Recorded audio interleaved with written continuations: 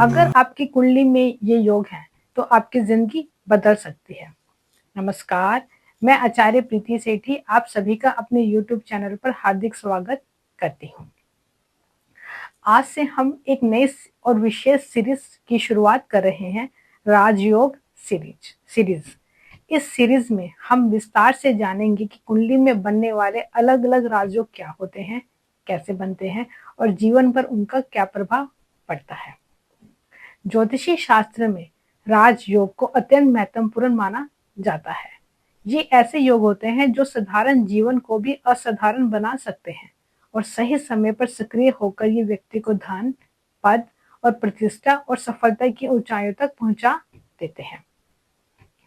लेकिन एक महत्वपूर्ण बात यह भी है कि हर राजयोग हर व्यक्ति को समान फल नहीं देता। यह राजयोग ग्रहों की स्थिति, उनकी शक्ति, दृष्टि और दशा अंतर्दशा पर भी निर्भर करता है और वह योग कब और कितना प्रभावी होगा। इस सीरीज में हम एक एक करके अलग अलग राजयोगों को बहुत ही सरल भाषा में समझेंगे ताकि आप भी अपनी कुंडली को बेहतर तरीके से समझ सके। तो चलिए इस ज्ञान की यात्रा की हम शुरुआत करते हैं। आज के इस पहले एपिसोड में हम कुछ महत्वपूर्ण राजयोगों को समझेंगे। पहला, लग्नेश से तृतीय और छठे भाव में अशुभ ग्रह राजयोग होते हैं। कुंडली में जब लग्नेश से गिनती करेंगे तो तीसरे और छठे भाव में अशुभ ग्रह स्थित होना अच्छा माना जाता है। यह एक प्रकार का विपरीत राजयोग बनाता है। ऐसा व्यक्ति जीवन में संघर्षों से घबराता नहीं, बल्कि उन्हें चुनौतियों को पार करके सफलता प्राप्त करता है। क्योंकि तृतीय भाव से हम पराक्रम का विचार करते हैं और छठे भाव से हम शत्रुओं पर विजय का विचार करते हैं और वही व्यक्ति मजबूत बनकर उभरता है, तो पार करके सफलता प्राप्त करता है।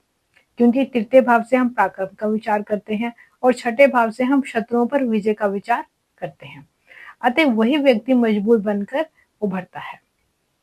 दूसरा, लगन पर किसी भी ग्रह की दृष्टि राजयोग होती है। यदि लगन पर किसी भी ग्रह की दृष्टि पड़ती है तो वह व्यक्ति के व्यक्तित्व को मजबूत बनाती है, क्योंकि लगन स्वयं खुद जातक होता है। ऐसे लोग प्रभावशाली होते हैं और जीवन में आगे बढ़ने के अवसर उन्हें अधिक प्राप्त होते हैं और करते हैं। तृतीय, लग्नेश का बलवान होकर केंद्र में होना राजयोग होता है।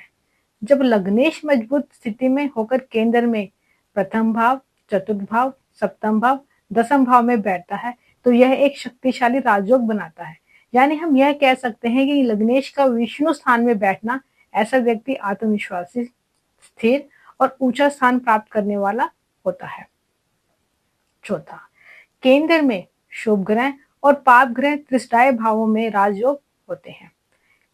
क्योंकि जब शुभ ग्रह जीवन की नींव को मजबूत करते हैं और पाप ग्रह संघर्ष वाले भावों में जाकर ऊर्जा देते हैं, तो ऐसा व्यक्ति जीवन में मेहनत करके आगे बढ़ता है, रुकावटों को पार करता है और अंत में सफलता और सम्मान दोनों प्राप्त करता है।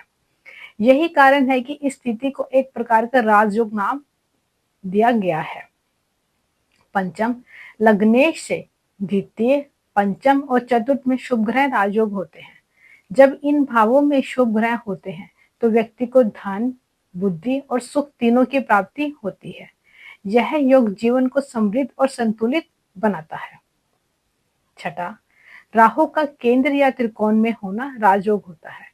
यदि राहु केंद्र या त्रिकोण में हो और उनके स्वामी से युति करे तो वह भी राजयोग कारक बन सकता है। ऐसी स्थिति में अचानक उन्नति होना, विदेशों से लाभ मिलना और अचानक सफलता मिलती है। अगर ये कुछ महत्वपूर्ण राजयोग हैं जो आप अपनी कुंडली में भी विशेष प्रभाव डालते हैं। अगर आपकी कुंडली में इनमें से कोई योग बन रहा हो तो सही समय पर यह आपके जीवन में को नई ऊंचाइयों तक ले जा सकते हैं। अगर आप अपनी कुंडली का एनालिसिस चाहते हैं तो कमेंट में मुझे राजयोग जरूर लिखिए। धन्यवाद।